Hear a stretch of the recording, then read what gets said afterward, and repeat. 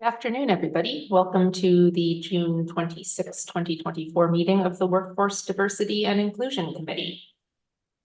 We have 4 members present in chambers and 3 on Zoom, and also some friends here. 5 members present in chambers.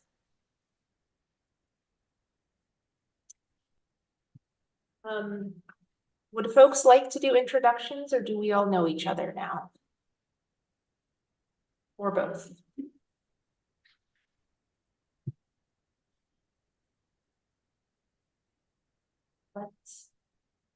Sorry, what you said? Yeah, all right.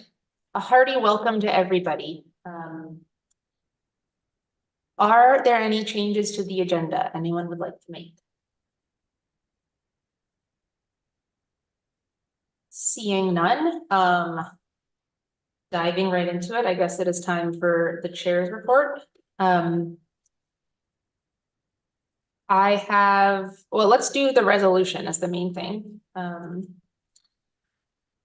This is the resolution entitled Reporting of Departmental Diversity, Equity, and Inclusion, DEI Goals and Progress to Workforce Diversity and Inclusion Committee, ID number 12534.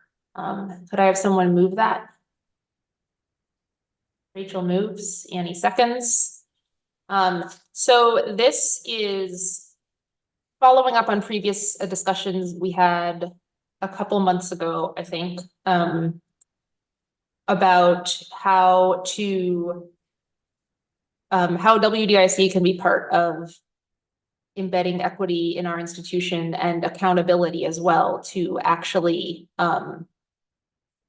being serious about pursuing diversity, equity, and inclusion related outcomes, and following up on that, but also allowing the freedom for different departments to be doing different things, since we are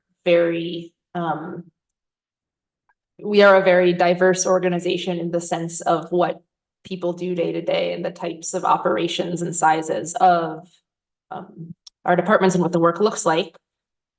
So this resolution is basically just saying that starting in 2025, each department is going to be reporting DEI goals and progress annually to WDIC in some way. The particulars to be worked out a bit later. And between now and then, this is not part of the resolution exactly, but it's going to happen in following from one of the objectives in our recently adopted county strategic operations plan. Our chief equity and diversity officer and county administration and others are putting together an institutionalizing equity report to provide a framework to do some of this work. And the idea of this resolution is to essentially put in writing on the record the intention for the process, the piece of the process that will be departments kind of hooking some of their accountability on this committee once their process of how to develop and follow up on equity related goals in the context of the plans that have been and are being created now. It's going to happen. Charlene, do you want to clarify or add things? I think you were clear. I would just say if anyone has any questions.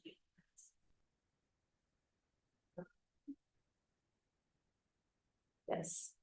Yeah, this is fabulous.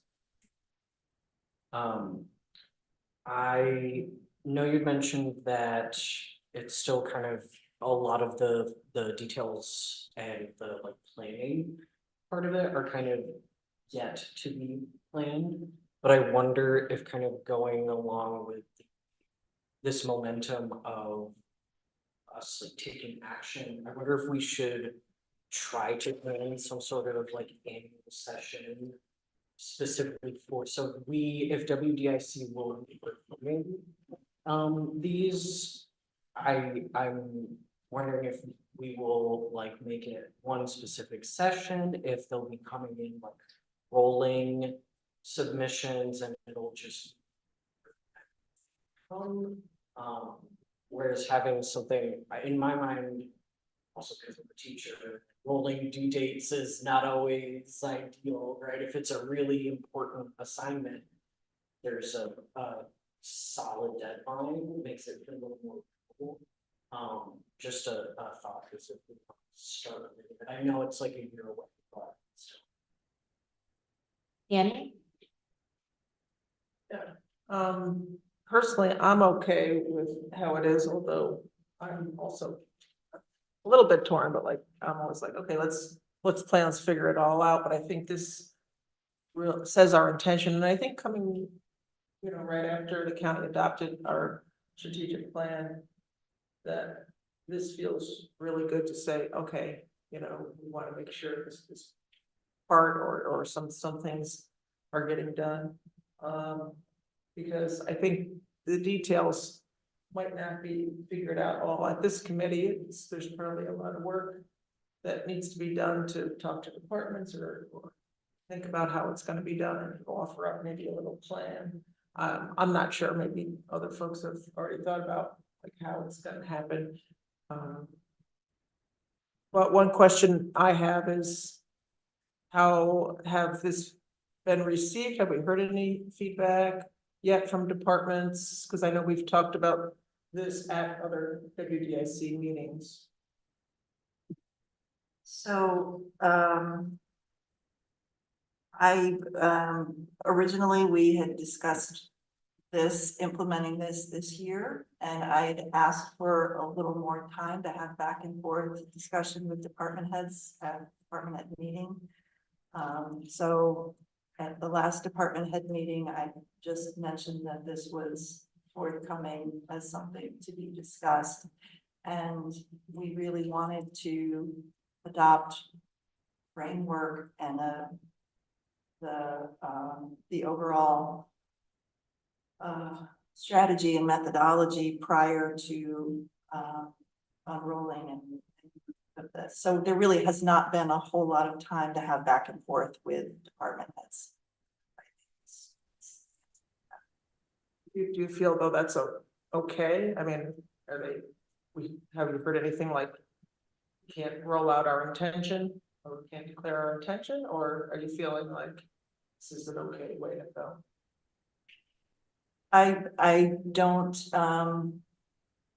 yeah, I think that this is, this declares the intention. I'm not saying that it's not okay to declare an intention. But I don't know that there's been the opportunity for feedback from department heads. I mean, that's what you're asking for. So. Okay, to me, kind of think about like us declaring things like a legislature sometimes, or departments, like we're going to do this. You don't always know how you're going to do it. So like we're gonna do or explore center of government. So many details, we don't know how we're gonna do it, but we declare our intention to do things. So thanks for checking. Travis? For some time I wanted a more like extensive. This is what we're gonna do. This is how we're gonna do it. This is when we're gonna do it by. But after meeting with a few folks from the committee and Lisa, I think that this is the best compromise and the best way to move forward to make this happen. And I know that we'll have to figure out some details as we go, but the reasonings to why it should be done like this made sense to me. So I'm okay with this. Carly? I'd like to provide some context so that we can get some clarity around the process. So June 18th, the strategic plan was adopted by the legislature. Thank you very much. Congratulations to the committee and everyone. It's a big thing. The priority area of organizational excellence has a number of objectives, and one of them is to create an equity action plan or report that will guide and provide the I guess roadmap, for lack of a better term, for departments to achieve equity goals in relation to the strategic plan. So the reason why we don't have all of that filtered out is because we're still in the process of developing that plan. The methodology and the proposed framework will be developed in the next couple of weeks, and you will have an opportunity to respond to it. But right now we are at the building blocks of what the report will provide for our department heads. A lot of our departments are already doing equity work. The action plan and the strategic helps each department extract their equity work so that in 2025, they are able to report on their equity work. So we don't want to tap into our departments and make a declaration that they have an additional task when we haven't provided them the guidance to do so. So this is the process that we will take in order to get there. So I'm sorry that we don't have everything in concrete right now. But there has been a process that we are engaging in, and we will get there. Thank you. Other comments or questions?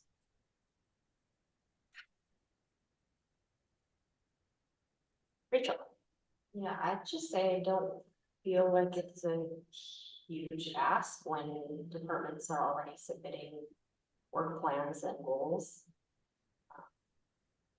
For that, of those goals and to report out to WPIC what they already have in their work plan.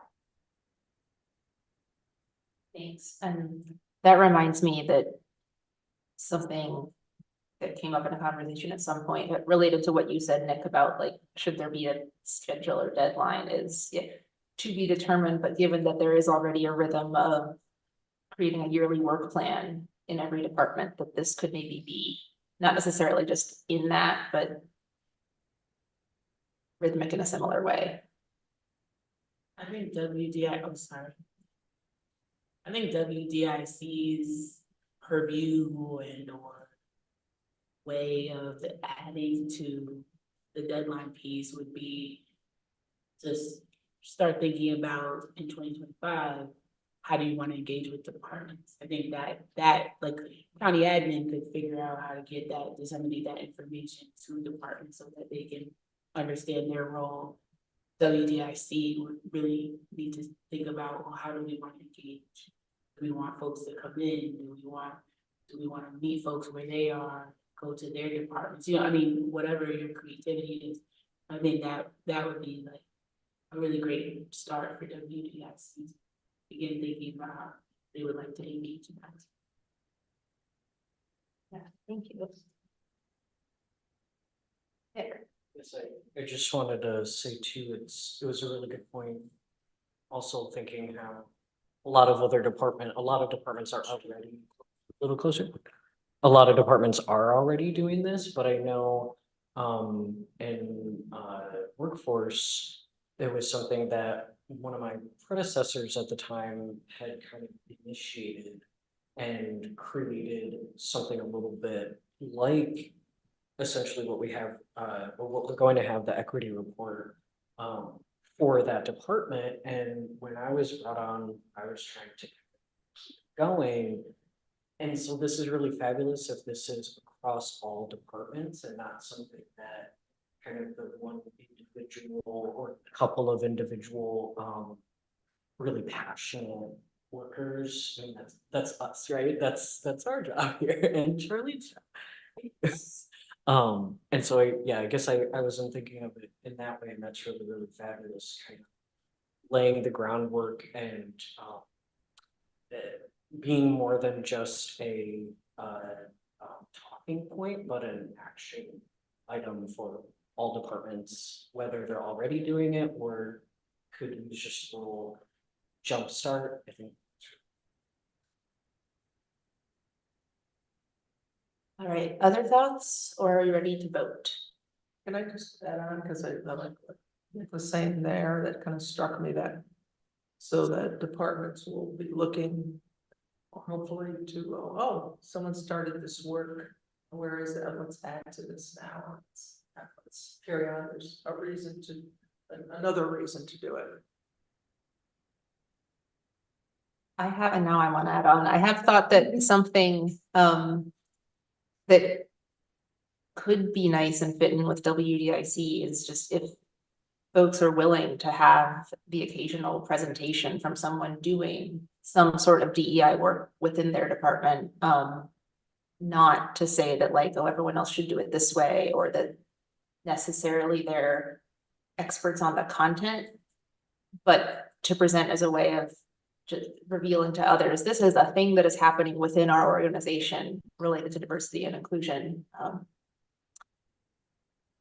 I know I would appreciate that, though. I guess I'm putting that idea out there because that's not directly related to the resolution.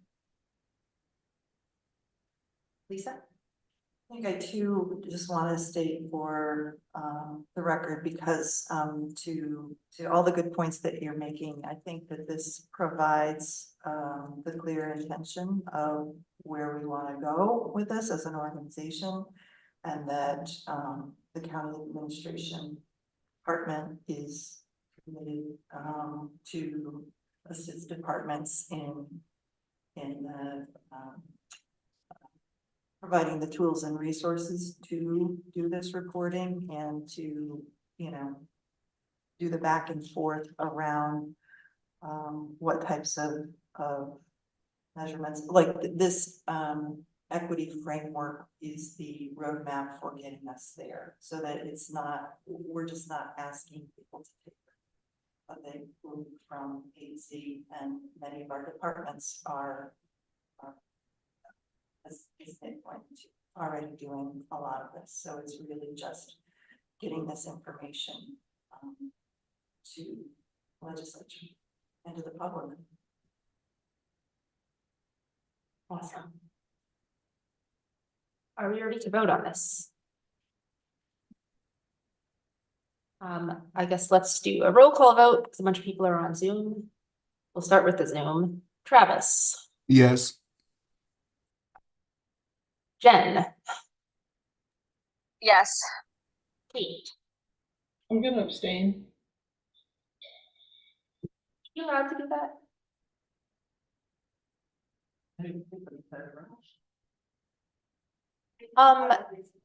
The legislators in legislature meetings are not allowed to abstain. You can't abstain. Like, what do you call it? Like if you, but Kate is not a legislator and this is not a legislature meeting.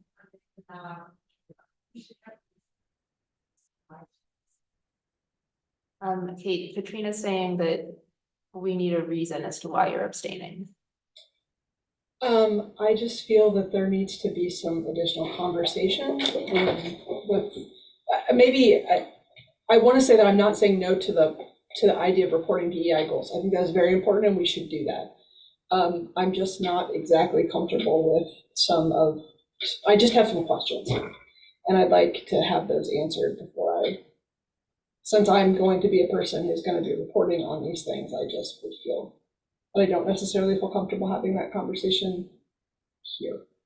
So I don't mean that to sound bad. That's my. No, totally. Thank you for saying so. Two things, but the first, are we messing up the rules of it all if we have a discussion when we started to vote? Okay. So can Kate abstain based on that?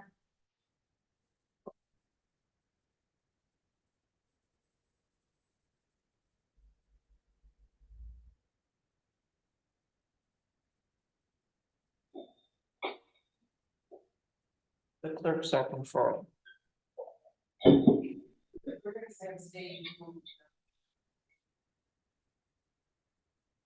Okay. Noted. Kate abstained. Thank you. Continuing with the voting. Ken. Yes. Rachel. Lisa. Yes. Nick. Yes. Annie, Yes. and I'm a yes. So that passes with numbers that I'm not keeping track of. Kate, I think it's really like important if you have reservations and I don't, or questions you want answered, and are you willing to share? I would love to hear all of them at some point. Are you willing to share any of them now in this meeting? Sorry, wait, what? Annie? I'm sorry, I thought Kate said that, Kate can speak for herself, I know, but I thought Kate had said she didn't want to say them here. But maybe I just. There are some that I don't, but I think ultimately, I think I would like to, I just feel being in the department head meeting with Lisa bringing this forward, I wish there had just been a little bit more conversation and more time to have the conversations with myself and my colleagues in county administration. And again, I'm not saying no to the idea of bringing DEI goals forward. I think it's very important. I just feel there needs to be a little more time and attention given. And I know we'll work out the process, but I think that grounding and foundation before we move forward is really important. And so I just would feel better if there was some conversation with some colleagues before. But yes, I would be willing to have conversations, just not. Okay, thank you. Yeah. Lisa and then Travis. I think this is one of those situations that comes up that I think kind of encapsulates WDIC as a hybrid committee, and it's not exactly advisory. It operates as though it's a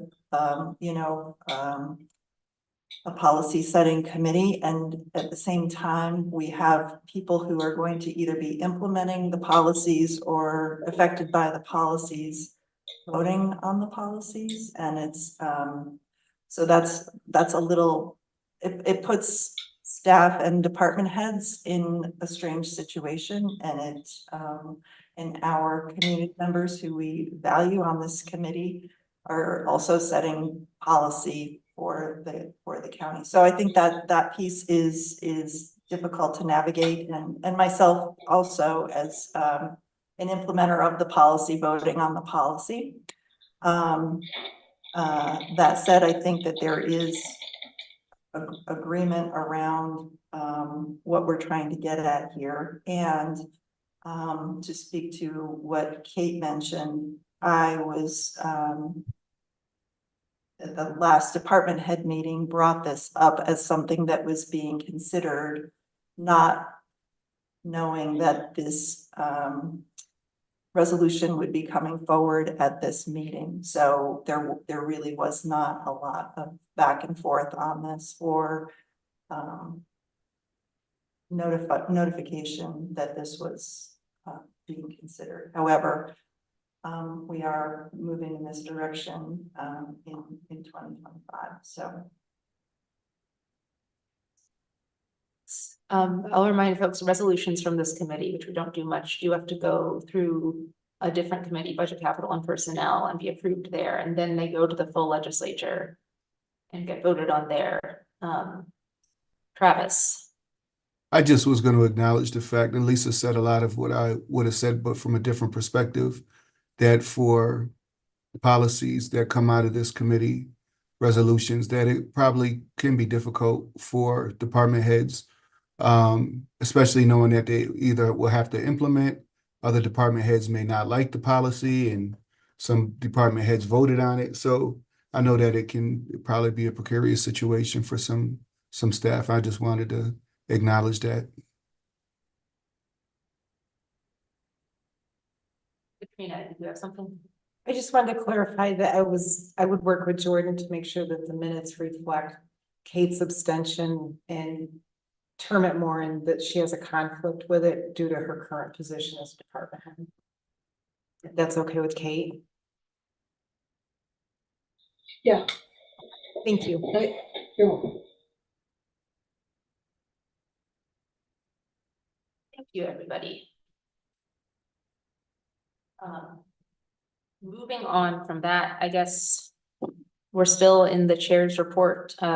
The only other thing that I wanted to share was that there's a Pride event happening tonight. But I think, is the Office of Human Rights co-hosting this? So Yes. Ken, do you want to talk about, just Sure. mention it? We're having a film screening and discussion on, oh, sorry about that. We're having a filming and discussion of a documentary on the life of Pauli Murray. Pauli Murray was a significant activist and leader. She was a lawyer. She was an Episcopalian priest. She was a lesbian. She was also the person who helped to shape the legal strategies of Thurgood Marshall and Ruth Bader Ginsburg. And but is often an unheralded figure. And so tonight's documentary, I Am Pauli Murray, will highlight these aspects of her life. And that'll be followed by a discussion that will be led by Chrissy D'Alfonso from Ithaca Pride Alliance, which is co-sponsoring tonight's event at 6:30 in Cinemapolis with us. Thank you. Is there Lenny? is there a cost to that? No cost, free admission. Beautiful. All right, thank you, Ken, for You're welcome. completing the chair's report. Moving on to our Chief Equity and Diversity Officer's report, Charlene. Right. Okay, so I have two presentations for you all, and hopefully we'll be able to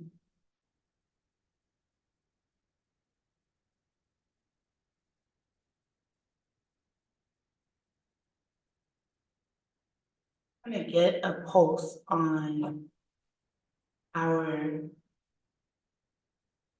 current landscape and why we are trying to operationalize what equity looks like at the county. So the first one that I'm going to go through is I went on a listening tour when I first got into the position, and the listening tour was comprised of both a qualitative and quantitative data collection. It was really an environmental scan of where we are currently, very low hanging fruit, nothing that is very comprehensive at this time, because I just wanted to get to know departments. I wanted to know what they were doing in relation to DEI, what their understanding was of DEI. And I really wanted to get to know department heads on a deeper level in terms of where they envision their scope of work and the intersection of diversity, equity, and inclusion. So I went to each department. Some department heads wanted to meet with me on their own. Others had me meet with them and their senior leadership team. And then others brought in their entire team. As you know, we have varying staffing by department. One time I walked into a room and the entire room was filled with the entire staff, and I didn't know that they were going to be there. So I had a lot of fun times, and I appreciate all of the department heads who allowed for me to meet with them and were very kind to me. So the qualitative piece was a series of questions that were conversational in nature. I promised the department heads that I will only share high-level highlights of our conversation. There's a confidentiality piece to this particular environmental scan. And so I want to share a little bit about the highlights that I was able to collect in my qualitative analysis. Workforce diversity enhancement. A lot of our departments are seeking to diversify their workforce. And by diversifying their workforce, they want people from different intersections of identity. It doesn't have to be race. It doesn't have to be sexuality or gender. They just want people with a different perspective, folks who come from different walks of life that can enhance the work that they're doing in various ways. The civil service exam came up as a pain point for our department heads. And as a matter of fact, the civil service exam was not only a pain point, but our department heads saw the civil service exam as a barrier to diversifying their workforce. The processes that we have to go through civil service, in their opinion, didn't afford them the opportunity to be more autonomous in their recruitment efforts. Shout out to human resources who are, trying to address that with the changes that have happened in civil service. So I do want to acknowledge that we are working towards trying to remove that barrier here at the county. The next one was the culture and morale. A lot of department heads were perceiving diversity and inclusion as a cultural and morale barrier in terms of the different levels of knowledge in relation to DEI, kind of almost exasperated in their departments that, either folks were on one side of the spectrum or on the other, and that caused some friction within their departments. And then we're a little siloed, and a little decentralized. And so they weren't really collaborating with other departments around DEI, and they had like a hunger for that. The next one was retention efforts for individuals with intersectional identities. And these are equity focused groups. I use this language specifically because I wanted it to be consistent with our embedding equity practices. There's a difference between diversity, equity, and inclusion, and anti-racism. So I really want us to understand that when we talk about DEI in the context of Tompkins County, we're talking about equity, meeting people where they are and addressing people not in a deficit language, but in an empowerment language. So people with intersections of identity, I might be a woman that's Black, that's gay. I have intersections of identity, and I should be able to walk into a space and not be looked at just as Black or just as gay. I should be looked at as a whole person. So folks were looking to retain individuals who shared their intersections of identity in a way that allowed and afforded them the opportunity to thrive in spaces and not just survive. And then lastly, the access to DEI related training. There's a hunger for folks to be able to engage in DEI training that is sponsored and hosted by the county, and more in particular, by the county leadership, whether that's the legislature or county administrator. So I asked a few questions in a qualitative piece, and I'll share some of that data with you here, and you can take a look at it on your own. A 5-question survey was sent to 764 folks across the county. 238 responded to this survey. 238 employees responded to this survey at a 30% rate. Now, I will share in that I have a gap where this was completely digital. And we have some employees who do not check emails because their work is out in the field. So this was not administered to those individuals, and we did not do a target, but this is a rolling survey that I would like to update over time so we can see changes throughout the rest of the year as we develop the report. So at a 30% rate, how would you rate your department's your department's commitment? 34.6% said that their department was fully committed or very committed or moderately committed. I thought that was a positive reaction to departmental commitment to DEI. So when we talk about departments not wanting to report on their DEI goals, we could almost negate that our departments would be happy to report on their DEI goals.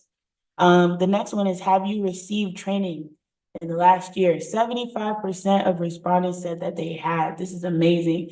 I was actually a little nervous about this one, but I'm very, very proud of our staff for either engaging in trainings that are mandated by agencies that govern them and or seeking this training on their own.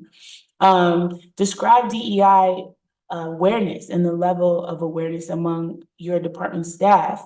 36% of respondents felt it was either moderate or high, and 20% thought it was very high. We had very low numbers where people did not feel that there was an awareness level of DEI within their departments. Has your department implemented DEI initiatives or programs in the last year? So this is where it started to get more interesting for me. 54% said no. And this is where both the qualitative piece and the quantitative piece match in my assessment through my findings, is that folks are able to understand, articulate, and comprehend DEI through our diversity statement and our values.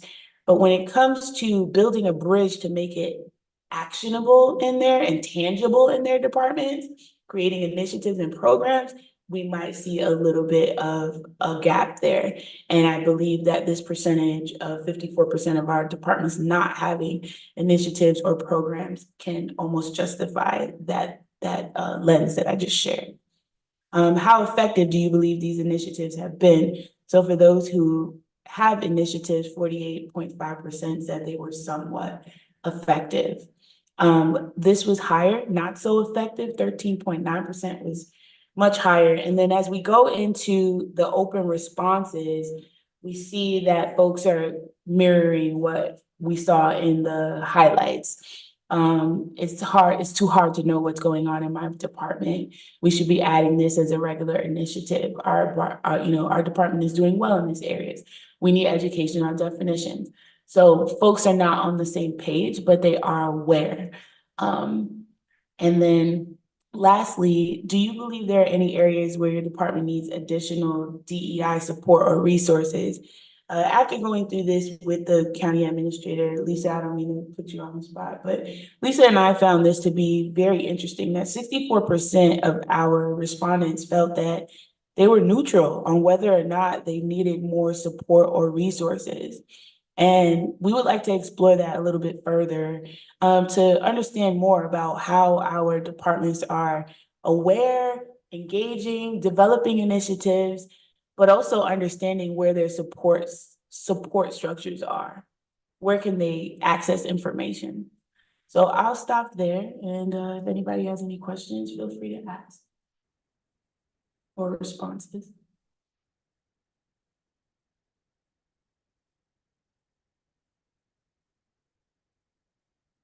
I have questions if others don't. I'll start with the silliest one. Why do those percentages for number 6 not add up to 100?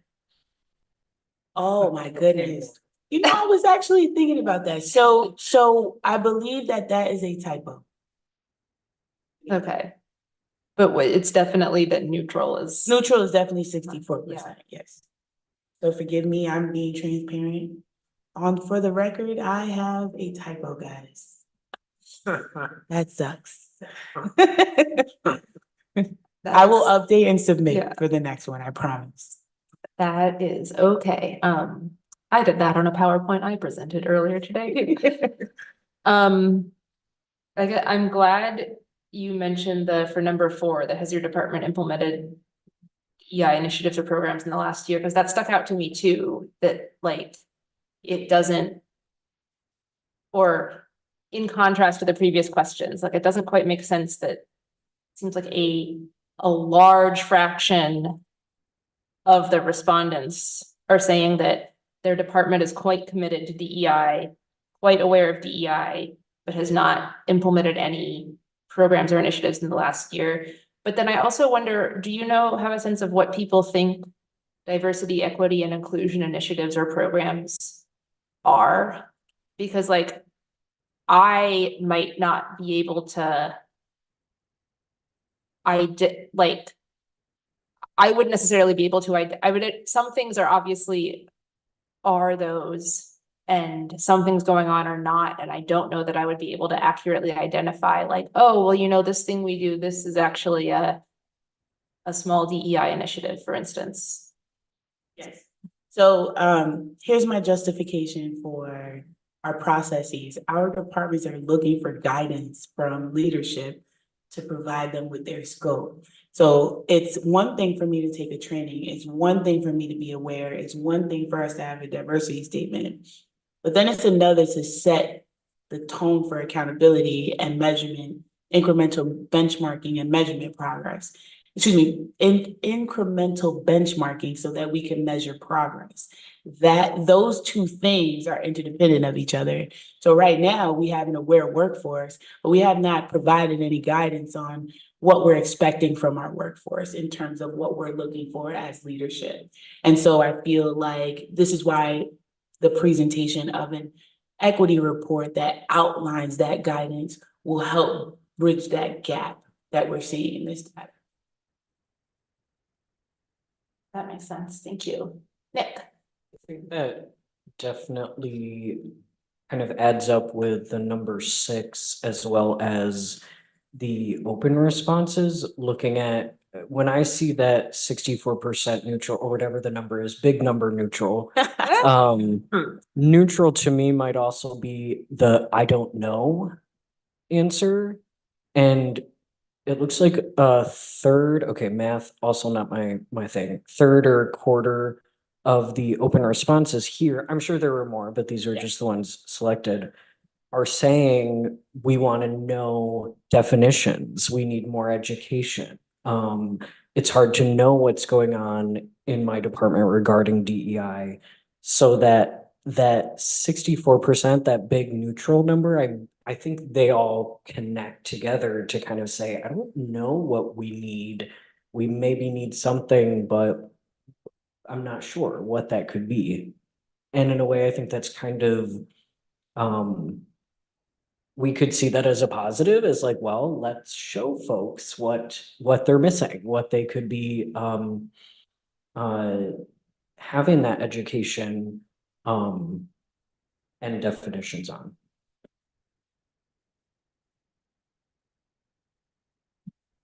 Oh, Annie. Thank you.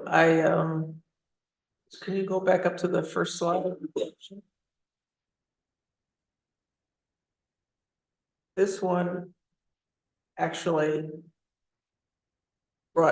started to bring tears to my eyes, because I will say, adding up these numbers of moderately, well, first just very committed and fully committed, you add that up, that's like 70%. I'm not a math expert, but close to 70%, and you add in another 22% that's moderately committed. It's like 93%. To me, that's huge, and that makes me feel really good about being in this county and having the workforce that we do. So this is hard to help people with to get there. So we have this basis in our county.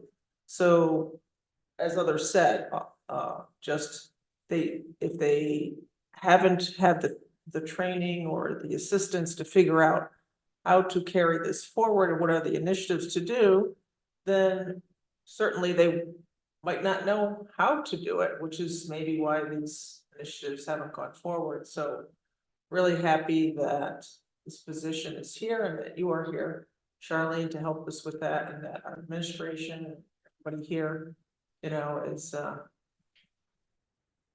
is helping our departments figure out where to go. I'm really happy that our strategic plan was just passed.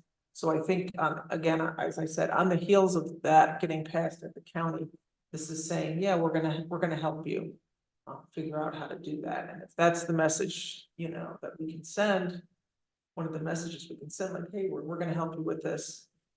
I hope that's well received. Thank you. Other questions or comments? All right, I'm so glad that you brought that up, Annie, because the next one, and then I promise I'm out of your hair, is our journey through DEI Leadership Summit. And we had an amazing response to the Leadership Summit, which really speaks to how committed our workforce is. We shared this with every department head, including their senior leadership, and we had to turn people down for this particular leadership summit. I feel so bad because it was overwhelming to see how many folks wanted to participate, and we really, really need to build more capacity, more funding towards allowing and hosting and allowing for our workforce to engage in this as a county. We had a very, very positive response. 57 people were sent this particular survey. We just wanted to know how folks felt about the Leadership Summit. 72% of people responded. Questions: would you recommend the DEI Leadership Summit? 58% said yes, 38% said maybe, and 4% said no. Overall, how would you rate it? 52% said excellent, 32% said very good, and then we had a few folks that were like, they didn't really like it. So I said, oh, well, we can't please everybody, but thank you for your feedback. So this is going to be a challenge for the next one for me. I need 100%. No, I'm just kidding. How well did the summit meet your expectations? 48% people felt they were impressed. 24% said it was as expected. Do you think the event was too short, too long, or just about right? 80% of people, and once again, we have some bad numbers here. No, we don't. No, those Okay, work. so they're right. Okay. 80% of folks said it was just right. How helpful was it? 52% of folks felt it was helpful, and 24% felt it was extremely helpful. 20% felt it was somewhat helpful. Now, I would like to share as well that this particular summit had 3 options. You had a lunch keynote. You had 3 options that ran concurrent to each other, so you really were able to go to 2. And then you had an evening keynote. And so I didn't get into the thick of the weeds of which session people went to or whether or not they liked a certain session. I just kept it very high level because I felt we just needed a more general sense of how people were feeling since it was the first one. How engaging were the speakers? 44% felt they were extremely engaging. 16% said somewhat. How effectively did the topics address any challenges related to DEI in your workplace? 58% said very. The one that got the most open-ended feedback was the disabilities session with John from Our Ability. And I thank John, I thank all the speakers. But John's session, and John is a quadriplegic, his session was very impactful for folks. So I just want to share that. Do you Yes. have questions as you go or at the end? Oh, if there's someone who would like to speak. Oh, Jennifer, yes. Hi, Charlene. Since I don't work for the county, I was just curious if this summit was required of all of county employees? No, so the summit was extended to our leadership, our department heads and their senior leadership within their departments, not voluntold, not required, and we got a really, really large response. Okay, thanks so much. And legislators, yes. Thank you. Great. Thank you. To what extent do you believe that this enhanced your understanding and strategies? 60% said likely. Some frameworks were shared, different tools and tricks were shared. We were hoping that people left, and we hosted this with Ithaca College. Thank you to those who allow for us to be at Ithaca College, the committee. We wanted people to walk away with something tangible, not just going into a session and listening to someone speak and folding your arms, but really coming out of there with things that you can implement in the everyday workforce. I'll go through this a little quickly because you all have access to it.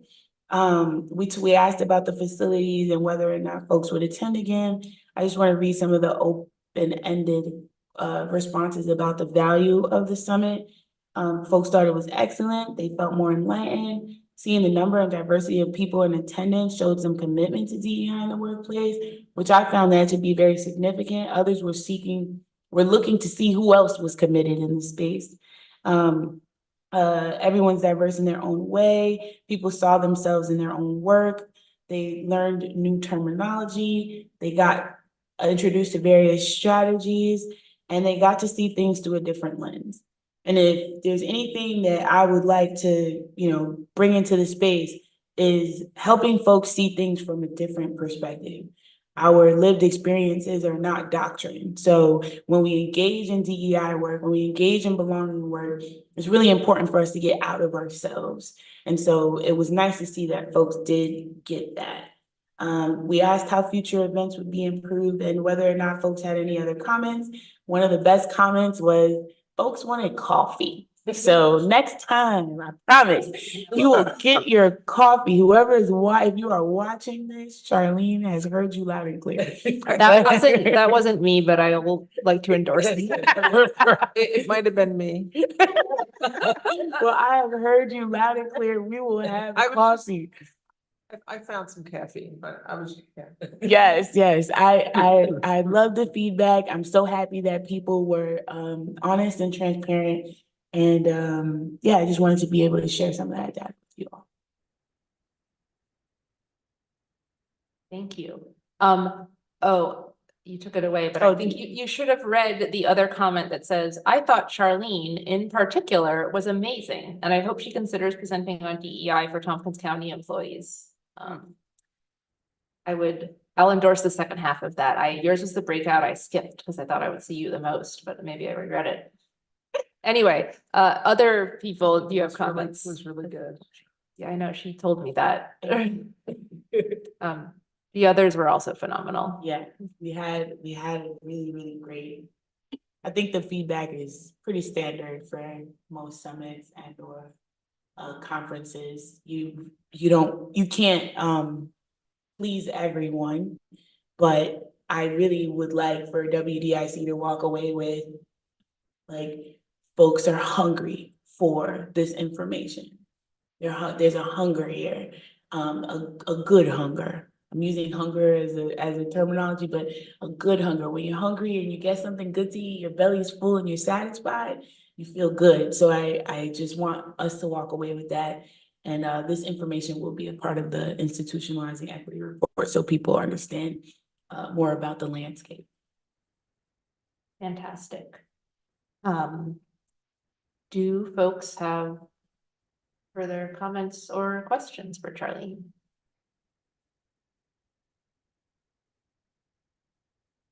Annie? Do you have any plans at this time to do further education or summits? Yes, so another piece of the report, which I don't want to step on our co-chair's toes. These wonderful individuals will be sharing that we are launching we are resurrecting the reading and discussion groups. It's going to be called the Equity Exchange Reading and Discussion Groups. It's a 5-part curriculum that we are inviting the entire county staff to, and the topics are very specific. And I'll let you all talk about that. I don't want to step on their toes. So that's one way that we're going to continue to build the institutional capacity. And then the other way is I've partnered with Human Resources, and we're looking to bring in a trainer who's going to provide us with a 2-part training that's going to be in addition to the Leadership Summit, where we're going to work with our leaders around how they communicate DEI within their departments. What are the expectations from their incumbents, things of that nature, and that'll be coming later on in the fall. Thank you.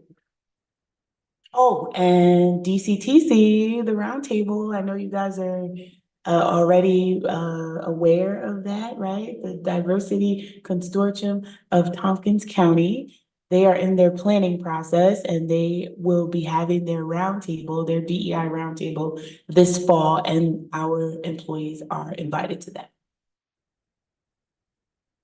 Awesome, thank you. Anything else for Charlene?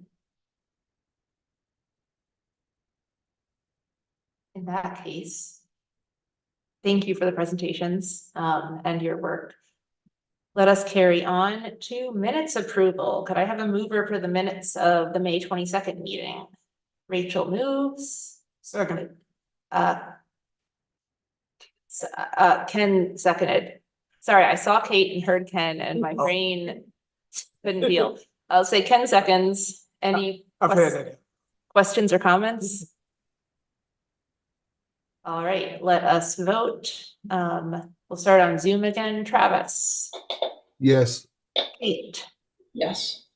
Jen, Yes. Robert, Yes. Nick, Yes. Annie, Yes. Ken, Yes. Rachel, Yes. Lisa. Yes, and I'm a yes. That passes unanimously. Moving along, we've got a few discussion items. First is the 2018 climate survey questionnaire. And this is building on a conversation we had at last meeting about the climate survey process and results and what has happened since then. And since part of the purpose of talking about that was to begin planning for the next climate survey in 2025, we were also collectively curious about the actual survey that was used, which Lisa has now provided. And I don't know if, Lisa, do you want to talk about it at all or just open it up for discussion? The survey instrument isn't like the document is in everyone's agenda packet. I can talk for just a minute about it. It's fairly self-explanatory.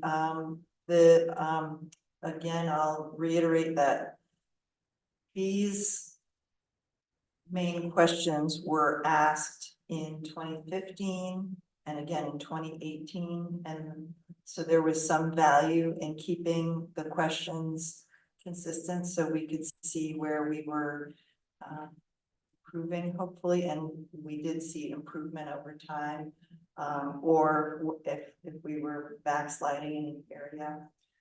So I think that unless there are questions that are problematic or if terminology has changed, we certainly would want to address those items. But I think there is some value in keeping the questions consistent. You can see I'm on packet page 17. Well, yeah, packet page 16 is the start of the survey. And there's some prefacing remarks and definitions. So packet page 17 starts the actual questions where it's just on a scale. Strongly agree, disagree, strongly disagree, or don't know. And they are grouped according to some broader categories. So the first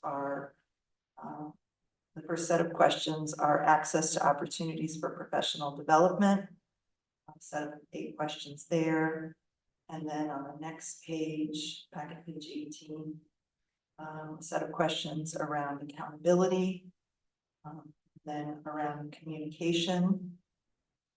And on page 19, commitment to the organization. And then questions around diversity and various components of diversity. At page 20, questions around inclusiveness, leadership effectiveness and accountability, and work satisfaction. And then on packet page 21, kind of open-ended questions in your own words. This set of questions on packet page 21 were asked in 2015 and 2018. And then these next set of questions on pages 22 and 23 are around demographic information, how long you worked for the county, the job categories that people would fall under. And then at page 24, the department in which you work, and that was where we ended things in 2020, in 2015. In 2018, I do recall there was an individual or two who really wanted to ask some additional narrative questions that were added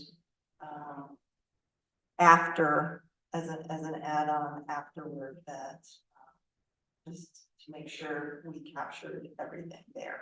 So that's kind of a quick and dirty summary of the survey questionnaire. Awesome, thank you. So now I think we can open it up to a general discussion. Does anyone have any comments, thoughts about the instrument, either just itself or as it was used in the past, or in the context of thinking ahead? Rachel?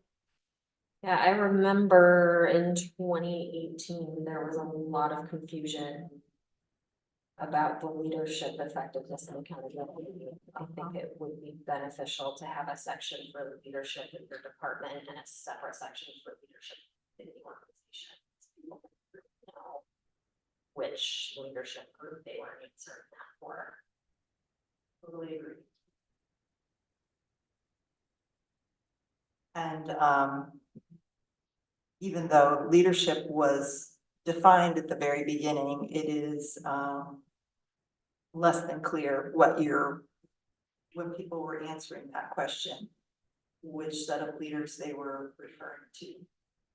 Could be department heads, legislature, and it could be their supervisors. And I would imagine people might have very different answers depending on which is talking about.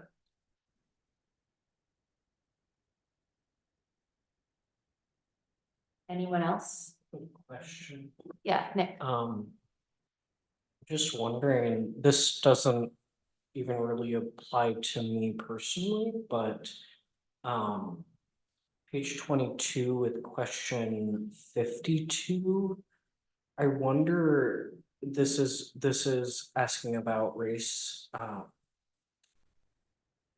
And I wonder if there's any sort of way that this can be more encompassing of multiracial, biracial, multi-ethnic. The other category seems almost like, well, if you don't fit any of these specifically, but I feel like I've seen more inclusive race ethnicity questions, and I just wonder if in future climate surveys, if that's something that would be, I don't know why that just stuck out to me as sort of limiting. Just a thought. Yeah, thanks, Nick. I also had thoughts on this page. I wonder if we had wondered if we would want to expand the demographic categories asked about, or not necessarily add more questions. But yes, like the race one seemed potentially limiting. Although, like, it would be easy for me to answer, but not everybody. And I don't know, I could imagine shifting things about the gender and sexuality too, although it seems pretty good the way it is. But that might be a thing to look at. Charlie. I think Robert had his hand up first, so I don't mind going to Robert. Oh, Robert. It was a brief flicker. I was just going to make a comment with regard to working with Census Bureau race categories as opposed to the way many of us think about it more broadly than the census categorizations. But to the extent that we are not bound to hold to the census categorizations, I think that it's really good to look at how we broaden it. where we are obligated to go for things like EEO reporting that rely on those classifications, there's not as much flexibility that we could have. Yeah, totally agree. I think that's a great observation, Robert, and thanks for bringing that up. Yes, the census has gone very broad. But I'll share a little bit of best practices across the landscape. Remember, this is from 2018. A lot has happened since 2018. We would be remiss if we did not update the way that we collect demographic information. I would say for the purposes of reporting, if we had to report to the census or we were reporting to a governmental agency, on the back end, we would be able to categorize more broadly. But for the purposes of workplace inclusion, belonging, and DEI, you want to ask the person what they identify as. That is actually a tactic for belonging. It's a way to make people feel feel like as if they belong, because now you're giving them the ownership of their identity in the various ways they might identify. So I would say we should update with options for folks to answer how they identify, how they see themselves. And then we could always categorize on the back. I like that. Can I ask more about the best practices? For example, there's a question here. Well, I guess like for the race ethnicity question, the options are, there are 5 specified options and then an other, and it doesn't ask you to elaborate, it's just other. For the what is your gender, you can pick male, female, or other, specify, and then there's a blank. It's not obvious to me how that shows up digitally, but though I know that filling out in paper was an option as well.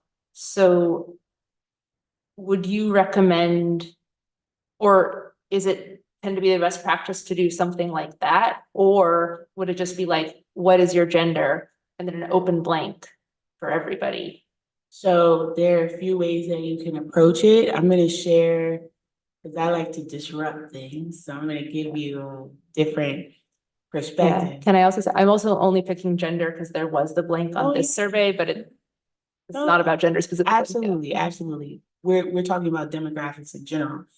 I'm going to disrupt with my friend Nick over here.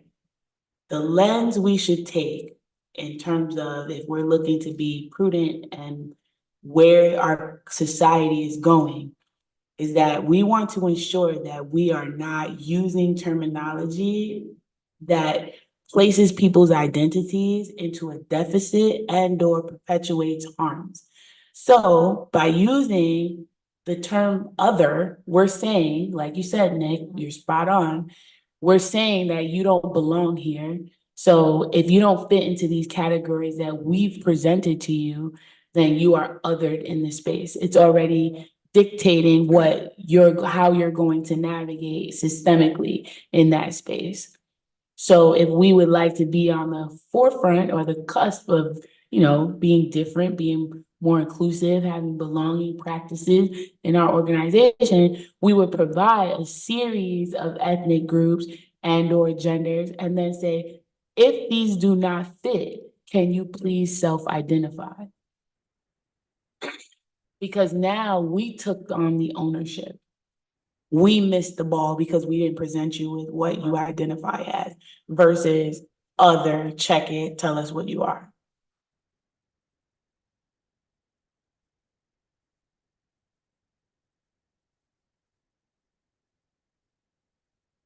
I have 2 thoughts competing for priority, so Annie, go first. I really like that, because that's really hard, when you're filling out forms to go, oh, I'm not here. As we all know, but I'm saying the obvious, but I just want to see from my point of view.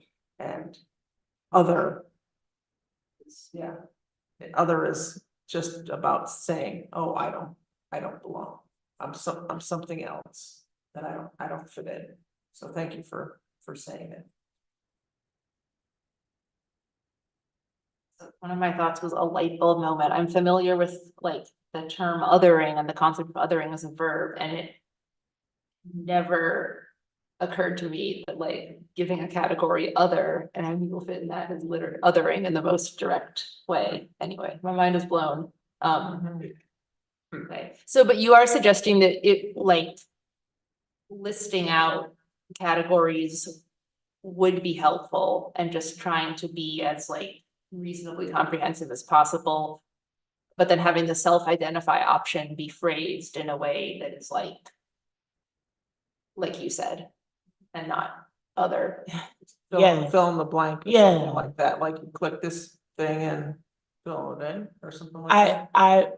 I have used, and if we have not provided you with what you identify as, please self-identify You here. say that. You say it directly.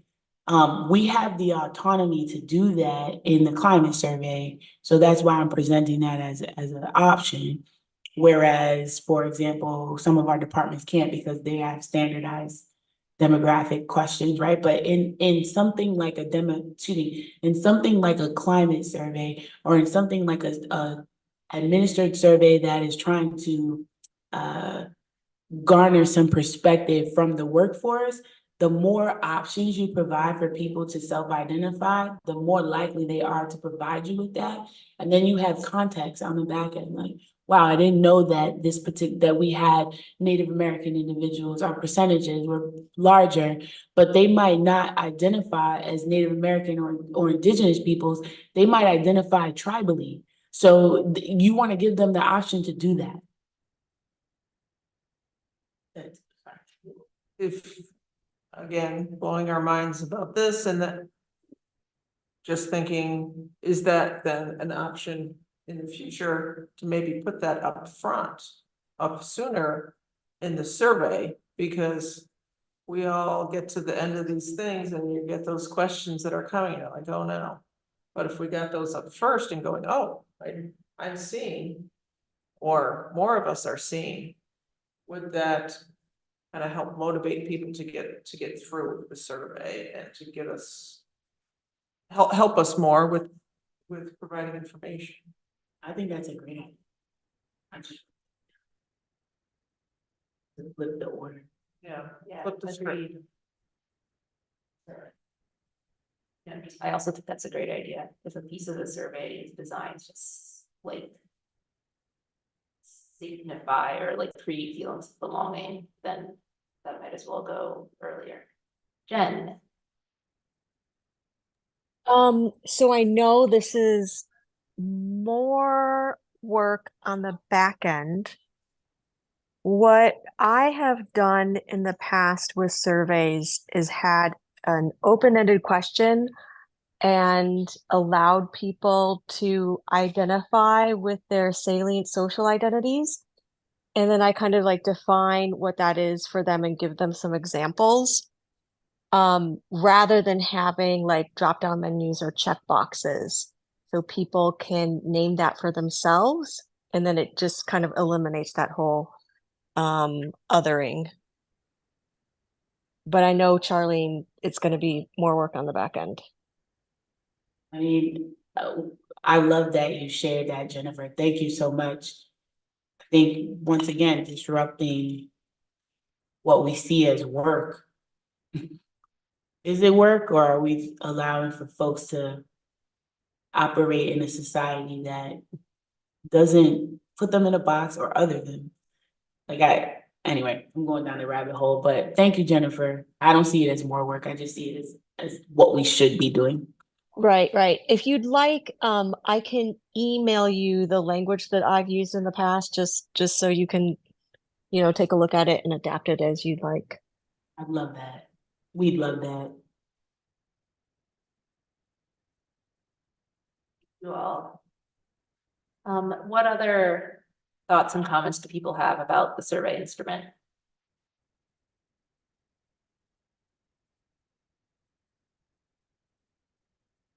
One thing I noticed was I hadn't quite processed from the responses, the the order in which the multiple choice things are laid out. And I kind of, it goes strongly agree, agree, disagree, strongly disagree, don't know. And I kind of like that there's not a neutral option, because that would be too easy. Like you could pick don't know, but it is, putting it at the end feels different than just having a neutral.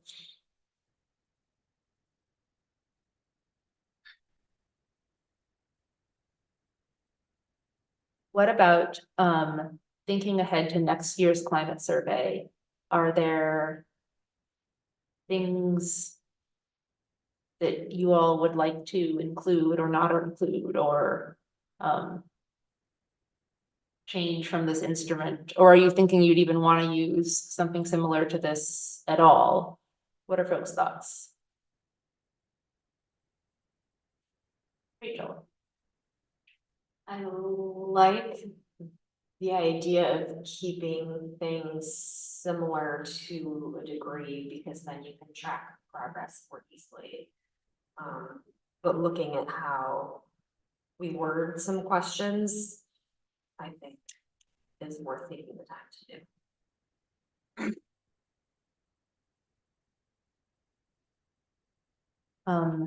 Charlene? I also think that perhaps we should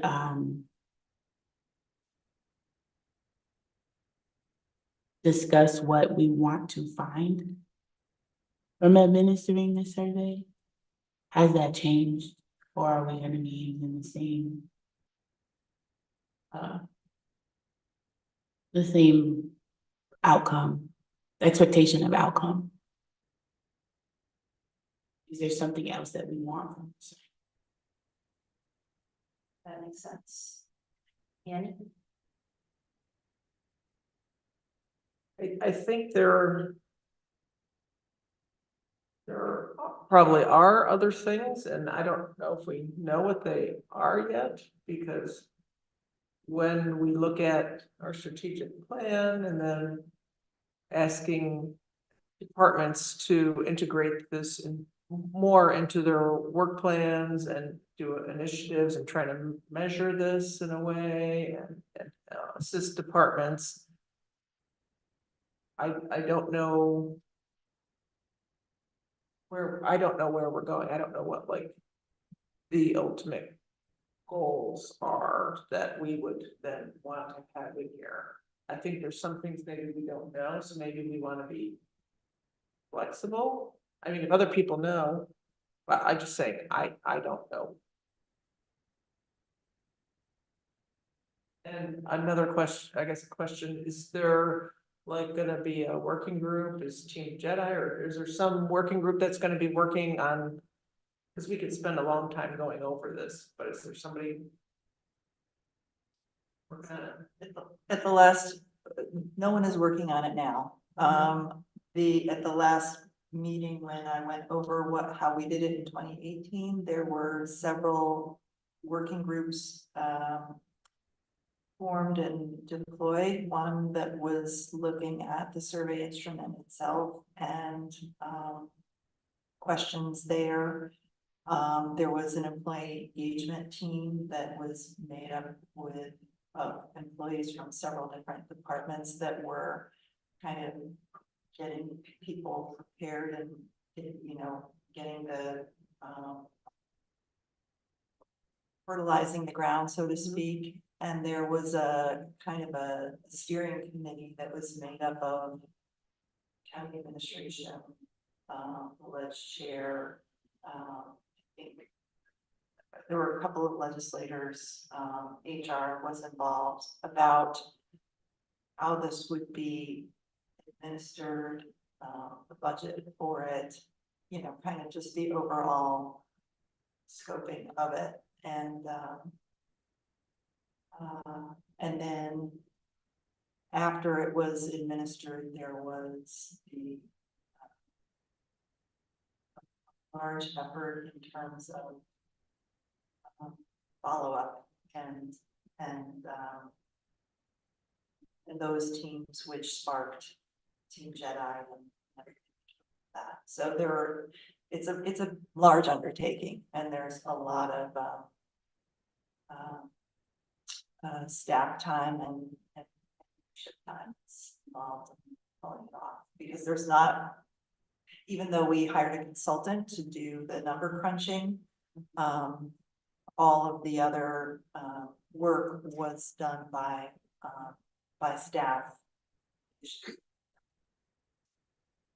In fact, if I remember correctly, a precursor to Team Jedi was the diversity and inclusion infusion team, which Rachel and I were part 2018.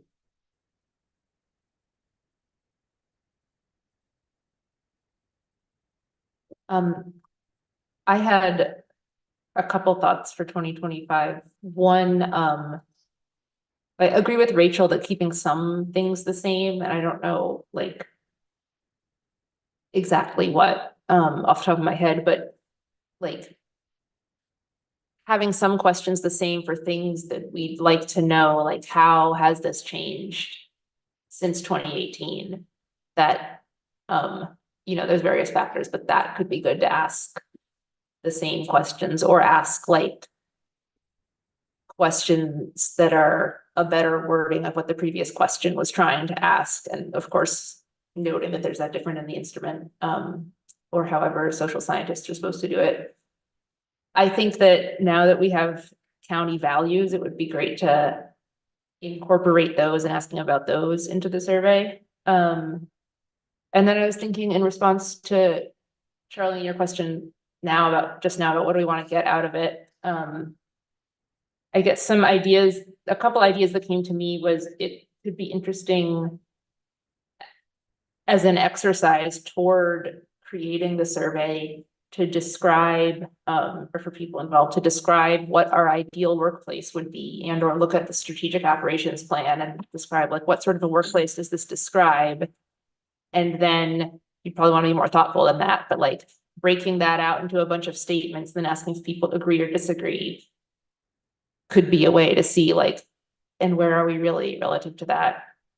Also, I think that speaking as a legislator, I think that I don't have a great pulse on what is the climate of our workforce of the organization as much. And I'm sure some of my colleagues have a better one, but I think collectively we don't have a great one. And so maybe this would go for other leaders too, but certainly like for the legislators, it could be nice to think over time, like what are our assumptions about our workplace climate?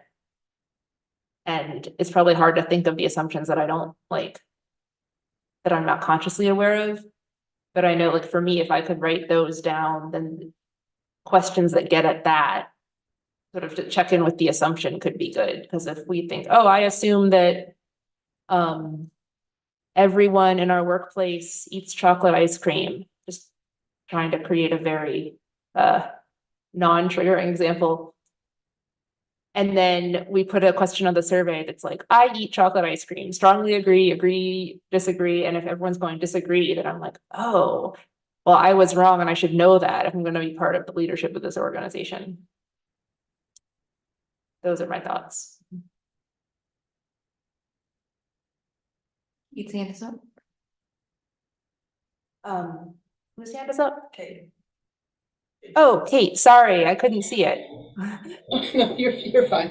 I just to kind of go back to what Annie said, I think with the conversations with Barry and Dunn around strategic planning, I know just in the conversations that I was in, I think there was a lot of good conversation that happened, sometimes almost parallel to the reason why we were having those conversations with them. And I'm wondering if that sort of happened in some of the other conversations, and where, if at all, some of that feedback may live in some notes or in some documentation, and that might provide a good space for us to sort of look at additional things we might want to tackle or ask about. Look for that, Kate, to see if it lives somewhere in the archives. That's a great thought. It also strikes me that since the 2018 survey, we've undergone a global pandemic, and the workplace has changed tremendously with and the climate of some people's working environment has changed just by the nature of remote work. And how that may or may not affect feelings of inclusion or team building. And really, I don't know how this would find its way into the survey, but I feel it in my work and I sense it among our departmental leaders that there are just more stresses that are placed on our leadership and our staff than there were in the past, in terms of every time there's a vacancy in a department, there's a stress around if you're going to find someone, if our salary and benefits are going to be enough. Are we gonna have to do 2 and 3 searches? Our community members seem to be hurting more on a lot of the services that we're providing, and that has an impact on the staff. So I just see and feel the stress level among our employees and leaders. I think has increased a lot since the last survey, and so I don't know how to capture that entirely, and I don't know how to respond to that. And I think that a lot of organizations are in the same situation where we're trying to adapt and respond to the needs of our workforce in this changing environment.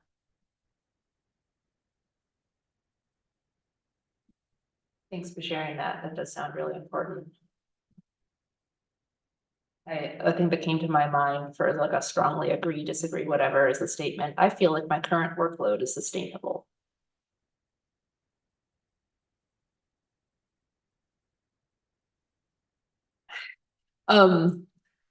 Other thoughts or ideas from anyone, and especially Travis and Ken, haven't heard much from you. So if you have thoughts you want to share in this discussion, I am curious. Yeah, or Dina, or Robert.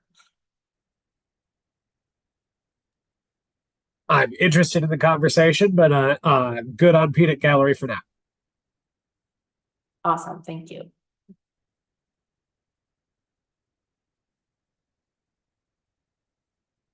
Going once. Going twice. All right, thank you for the discussion. I think we captured some good things. Moving along, we've got a proposed proclamation for next month. July is Disability Pride Month. There was a proclamation about it last year. Last year's proclamation is in the packet. And so, similar question as always, do we want to do a proclamation again? Or do we want to do something else or nothing? And if something, who would like to be involved, even if it's just as much as editing this a bit and sending it out? Arlene? I'd like to be involved. Oh, great. With the Equity Exchange newsletter, we're celebrating months. So I am, not that I'm a voting member, but I feel like anytime we have an opportunity to celebrate a community through our proclamations, we should take it. So I am willing to help. Thank you. Feel free also to bring other months to our notice, because I don't know yeah, feel free to bring up things that you think we should be celebrating with a proclamation or something else that makes sense to come out of this committee as it comes up. Sure. I'll join that too. Lisa. Question, maybe the legislators here can weigh in. I'm wondering if, we should be reaching out to our community partners like Finger Lakes Independence Center that serves individuals with disabilities as their mission, and whether you feel that that makes for like a, is it more meaningful when someone comes to receive the proclamation and can speak to it. Issuing the proclamation, which I also agree is important for just representation purposes, even if no one is there to come speak to it. But should we be reaching out proactively to our community partners? Good question, and I think yes. Yes. Annie? Yeah, I agree.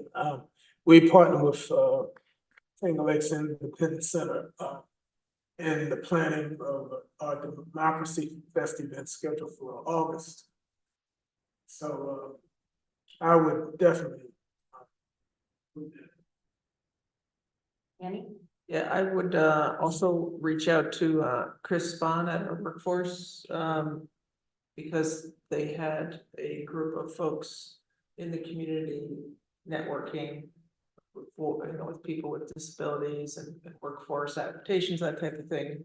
So I went to one of the meetings, there's a whole table with different organizations that I didn't know about or had kind of forgotten about, that work on these issues in the community. So maybe if he would be interested in helping us send that out for edits, and maybe ask if group would like to accept it, saying that, it would be a different group each year.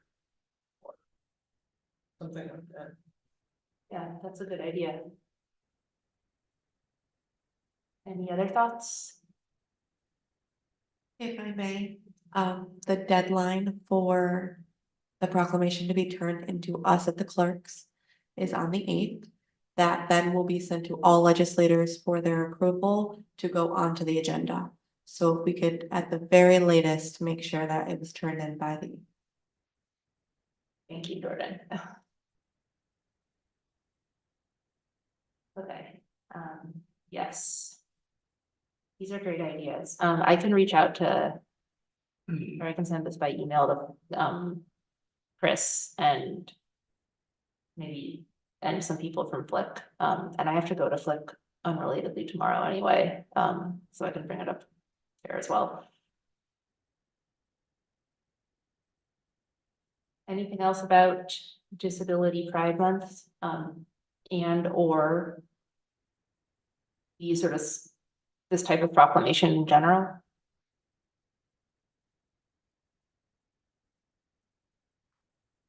Seeing none, moving along, we've got a mid-year check-in on the 2024 WDIC goals, which as a document never got out of being labeled as a draft, but that's okay. It's in your agenda packet. We identified 16, and I guess I am gonna go through,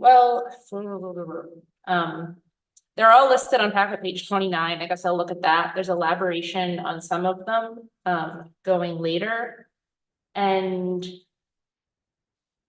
I think maybe it makes sense to briefly go in order, like touch on where we might be on each, but also if you think there are ones that shouldn't have actually been included, or if you have if there's like a new thing that we seem to be embarking on that's not here, you can speak up about that. Or if there's something that you wish we were doing and maybe it is too late for 2024, but you might as well flag it for 2025 now is a perfectly good time. So in this first category, advisory oversight and policy development, support the adoption and implementation of a county equity mindedness framework and strategic plan. The strategic plan was adopted, now being implemented. Charlene already talked a bunch about the equity framework. I feel like it had a slightly different name. I don't remember. Anyway, I think we are doing fine on this, especially as not the drivers of any of this process. 2, review the county's diversity and inclusion policy and all other related policies. At the committee level, we haven't started this. In administration, I think I just asked you about this, Lisa, I'm so sorry, but I think they've started looking at the policy, the D&I policy. And it will come here when there are updates. So that's also in the works. 3, the countywide living wage proposal got dropped from our list and moved to the Housing and Economic Development Committee. So that's carrying on there. 4, develop shared inclusive language across the organization. This came up as a need in some of the stuff that Charlene just presented in. I don't know that this committee has really done anything about that, or that we have a plan to open it up. What are people's thoughts on this point and or other changes that should be made in the advisory and policy category? Yeah, Charlene. I think as an advisory role, you will be presented with shared language that you can react to. I think that's probably where your purview will be.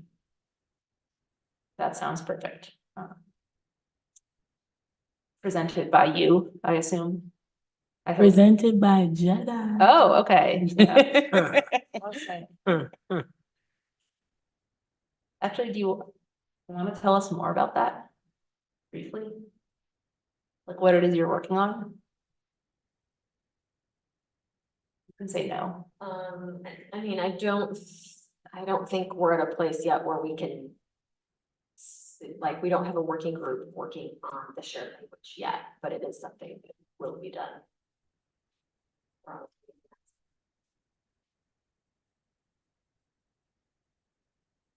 Cool, thank you. Anything, other comments on this section? In the next category, the equity data and analytics, some stuff from before crossover, but we also had gathered data about employee diversity and retention. And I think the question continually hanging over this was like, to what end, what is the purpose of it? And I don't know that we've revisited that other than to the extent which the next year's climate survey will be part of this. I guess we, well, you have your hand up, Nick.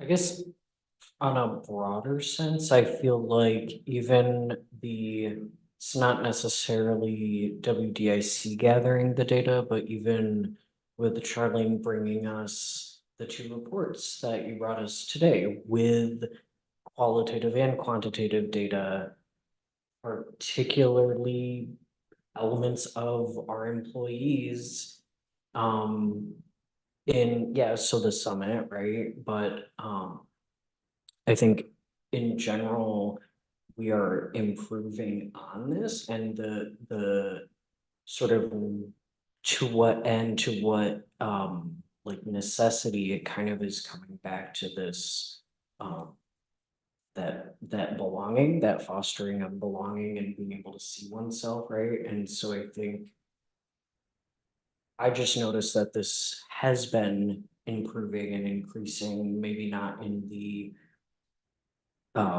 exact way that it's written in our goals, but just seeing that being met is really excellent. Thank you. Just as a follow-up, Yes.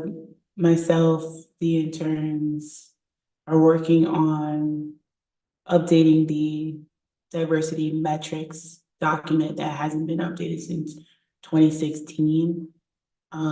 We are slated to present that to county admin, and then upon the county administrator's approval, we'll be able to share that information with you. So mid-year check-in, we're moving in the right direction. Nick. Fantastic, thank you. And I should have said we did, I guess it wasn't anyone gathering data necessarily, but probably after this goals that you and the interns reported on the data from 2016, like reanalyzed was very helpful. All right. Cultural competency training and education. We have continue and enhance celebration of heritage months. At least for continuing, we just talked about that. Charlene herself out of her office has added with the Equity Exchange newsletter, both heritage months and otherwise. Launched the Honoring Employees for County Values program. We did not do this, and I don't even know if everybody knows what this was going to be. But last year,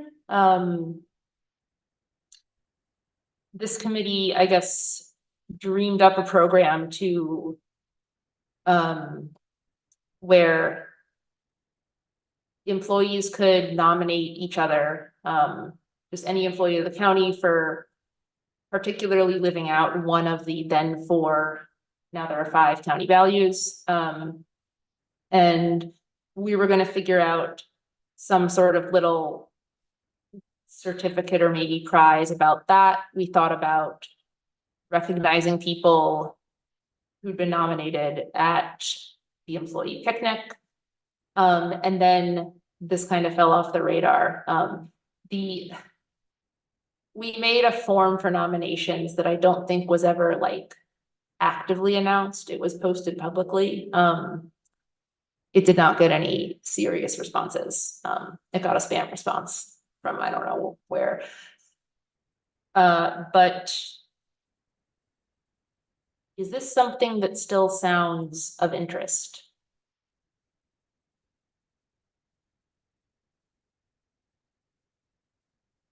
It would need updating, but a lot of the legwork was done.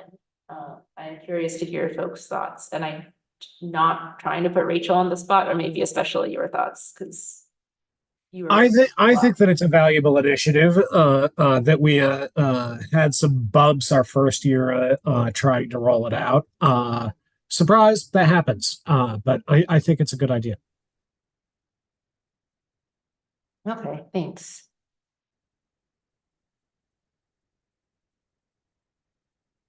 I'm just thinking with the rollout of the strategic plan, adding stewardship. I feel like I saw something recently that there's going to be something asking for assistance with lifting the values again, right? Yeah. Okay. Yeah, or what group that went to. Not me. Can you share? I think the Jedi.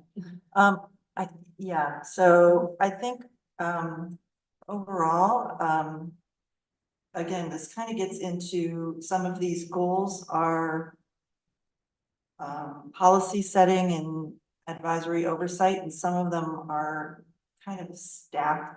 They require staff, like updating the website, doing the reading and discussion groups, so there's staffing functions. So I'm not sure that they are committee functions, but more staffing functions. Is this about the values program, or is this also, or just a general comment on the goals? I think a general comment on the Yeah. goals, that there are a lot of goals, and some of them are in kind of the policy oversight, which is, I think a good lane for WDIC to take.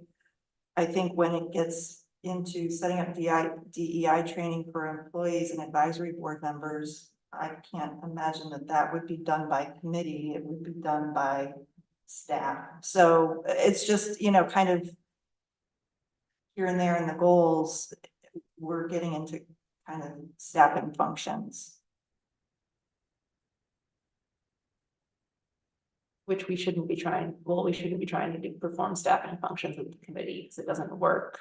I think so. I guess, but then I have a question back to you, which is that from from where, what am I trying to say? If there's an outcome that requires like staff work on some level that this committee decides that it would like to see, or even that like county leadership thinks maybe is important in the sphere of diversity and inclusion within the workforce, which is what this committee is supposed to talk about, then like how, where does that come from? Is that just like up to staff who are like hired and directed by the policies that the legislature sets, which have to be informed by the policies that WDIC recommends? I mean, I think that if there's an overall directive for a staff recognition or celebration of Heritage Month or whatever, if there are overall directions, then that's given to staff to figure out how to implement. But the overall policy direction would be coming from an advisory committee or, you know, legislators. That makes sense.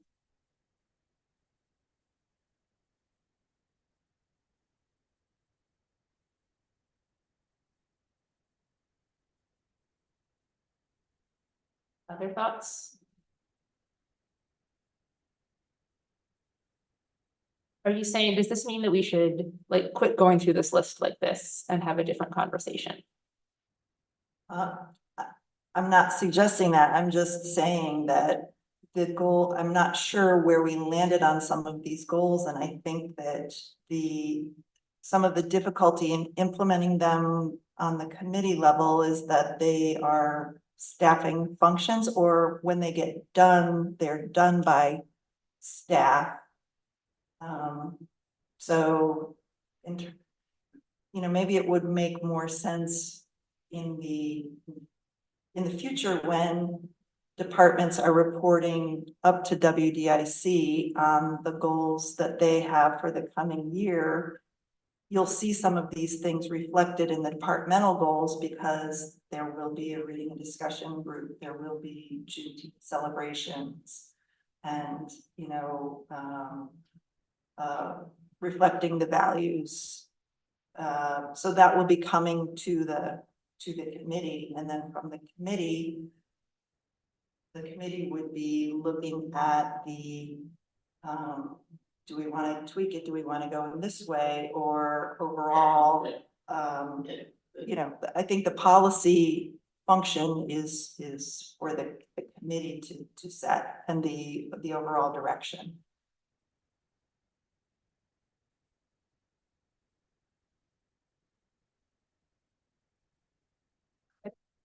Oh, go ahead, Nick. Just to kind of connect and segue, maybe we do need to find a place on our goals for our new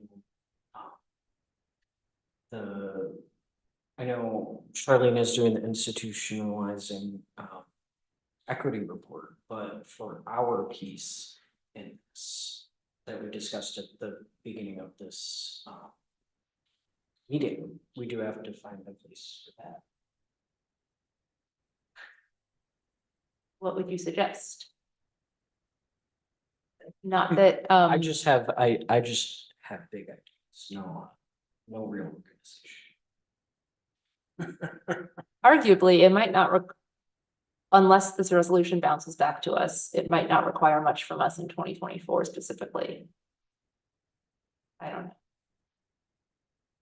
But would we still want to have it as a goal to follow up on or to hear? What do you all think? or not, because it's statical. I don't know if you guys heard me, but each benchmark, you'll have an opportunity to respond to.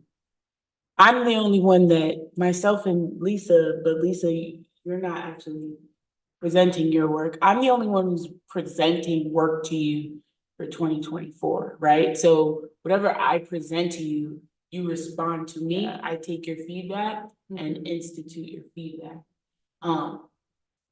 And you're only presenting because you like, I assume you want to, because you've accepted the invitations. No, I believe that this is a function of my job duties to be in collaboration and in partnership with WDIC as well as JEDI, and also bridging the gap between the work, so we're not working in silos. So you all should be abreast of the work that is happening institutionally or organizationally in relation to workforce diversity and inclusion.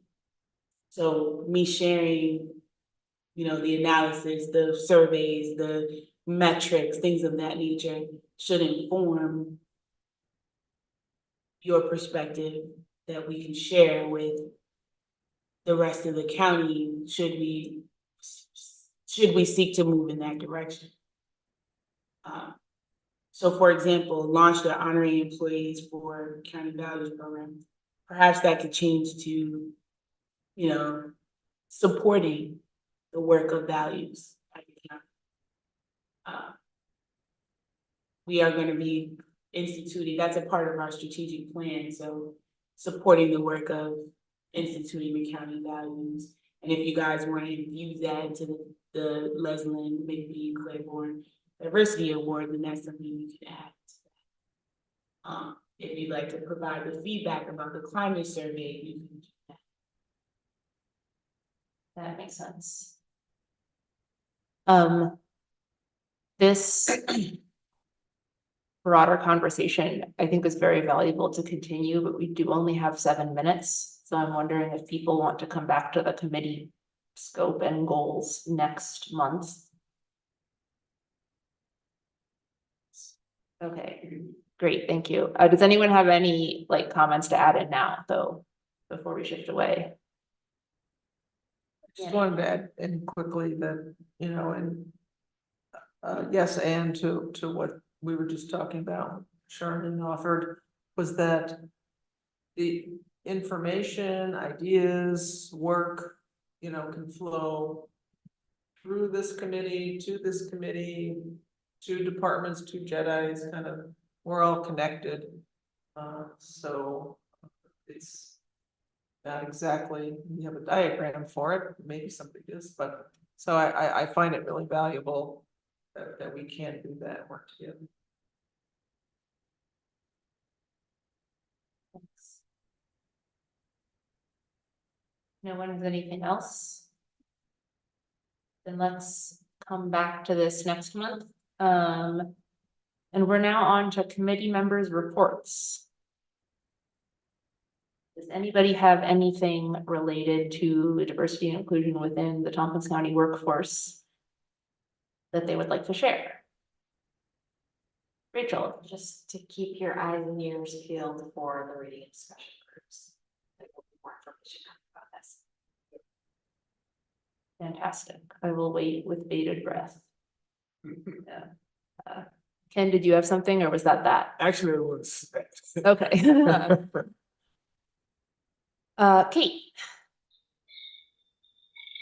Yeah, I just wanted to let you guys know, one of the conversations that we've been having through different task force and just different meetings and talking to our community partners for the last few years since COVID was that a lot of summer camps and other youth providing agencies are seeing a lot of different behaviors. They're seeing a lot of different challenges with youth, and disabilities are presenting themselves, yes, physically, but also with stress, mental health, and all of those things.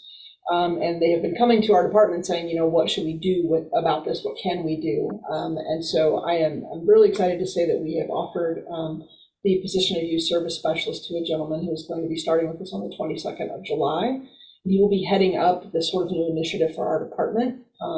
we're never going to be like the content expert necessarily. We will be as much as we possibly can be, but be sort of a way for camps or other youth serving organizations to contact us to provide trainings and resources to them, working with Flick and some other folks in town. But I think it's going to be a really good, really just a good initiative for the youth in our community. So I'm excited about that. Just wanted to let you all know. That sounds awesome. Thank you, Kate, and congratulations. Thank you. Any other committee member reports? Or friend of the committee reports? Just sad that I didn't know about the event happening tonight at 6:30 at Cinemapolis, because that's when I bought tickets for Fancy Dance. And I mean, we'll run into each other, but I'm really disappointed in myself. I can lend you the DVD when we get Thank you. And if you don't know, Fancy Dance is Erica Tremblay, a Seneca Cuga native woman. I was mistaken. I told somebody that she was local. My mistake. She's not local, but she's done a lot of work in this area. And Fancy Dance is a film I haven't seen yet, but particularly about Gayokono and Onondaga culture, and I guess language reclamation is a big piece of it. Again, I haven't seen it yet. Tonight, I will. But I'm really looking forward to that. Thanks. I'm hoping to see it tomorrow morning. No, tomorrow afternoon, squeezing in between things. All right, any other announcements, reports? If not, may I have a motion to adjourn? I know I don't need it, but I like it. Annie moves. 10 seconds. All in favor of adjourning, raise your hands. That's basically everyone. All right, we are adjourned. Thank you all. Catch y'all next time.